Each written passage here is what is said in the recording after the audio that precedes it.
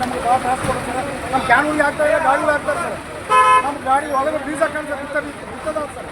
ನಾವು ಡೀಸೆಲ್ ಕೇಳ್ತೀವಿ ಸರ್, ಅಂದ್ರೆ ಕೇಳ್ತಾ ಇರಿ ಸರ್.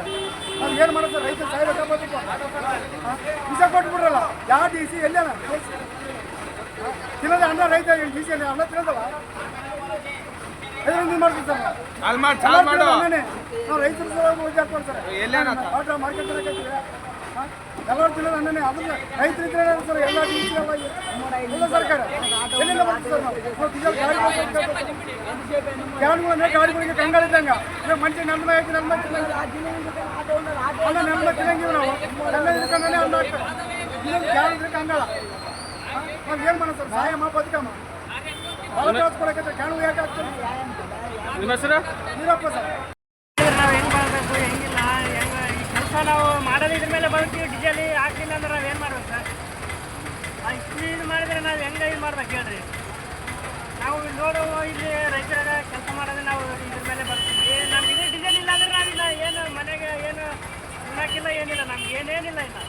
ಇದ್ರ ಮೇಲೆ ನಾವು ಬರ್ಬೋದು. ನಮ್ಗೆ ಡೀಸೆಲ್ ಹಾಕಿಲ್ಲ ಅಂದ್ರೆ ನಾವು ಇಲ್ಲಿ ಏನು ಮಾಡ್ಬೇಕು ಗೊತ್ತಾಗಿಲ್ಲ. ಹೀಗೆ ರೋಡಿಗೆ ಬಂದು ಕುಡಿಬೇಕು ಇಷ್ಟು ಮಾಡಿದ್ರೆ ಇಷ್ಟು ಡೀಸೆಲ್ ಫ್ಯಾಕ್ಟರಿ ಆದರೆ ನಾವೇನು ಮಾಡೋದು ಸರ್? ಇಲ್ಲಿ ನೋಡಿದ್ರೆ ಟ್ರಾಫಿಕ್ ಎಲ್ಲಿ ನೋಡಿದ್ರೆ ಟ್ರಾಫಿಕ್ ಆಗಿಬಿಟ್ಟದ. ಏನು ಒಂದು ಲೀಟ್ರ್ ಡೀಸೆಲ್ ಕೊಡ್ತಾ ಇಲ್ಲ ಯಾರು. ಪೆಟ್ರೋಲ್ ಪಂಪ್ ಡೀಸೆಲ್ ಇಟ್ಕೊಂಡು ಕೊಡ್ತಾ ಇಲ್ಲ. ನಾವೇನು ಮಾಡೋದು?